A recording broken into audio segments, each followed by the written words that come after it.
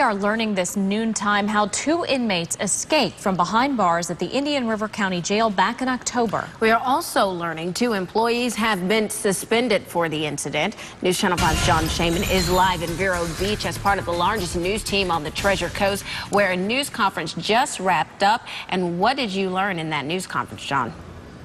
Well, good afternoon, Keely and Lauren. That news conference wrapping up about 30 minutes ago. It was headed by Indian River County Sheriff Deryl Loar, who kind of recapped for us their 90-day internal investigation into what went wrong, if you will, back on October 24th when 2 men, Rondell Reed and Leviticus Taylor, managed to break out of jail. You may recall Taylor was apprehended later that night in Stewart. As for Reed, he spent 5 days on the run before he was captured in Orlando. So what the sheriff was telling us today is sort of what happened and what they are doing in the wake of that investigation. They are enhancing security around the jail. They have upped the number of cameras from 192 to 256. They have also given everyone additional training. Now, as for the 2 employees that you mentioned who were suspended, if you will, they both received 1-week suspension for what was being called being inattentive to duty. Here's Sheriff Loar just a few moments ago.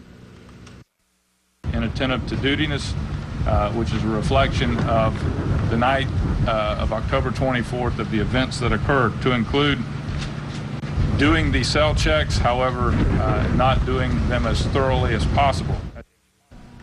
Now, if you'll recall, what happened was the deputies are supposed to do what's called a skin check when they go into each cell and actually look to make sure that the inmates are there. And I want to show you, this is from their report. You'll see this picture. What both Taylor and Reed managed to do was fool the deputies into thinking that they were in there. They stuffed envelopes and other material underneath.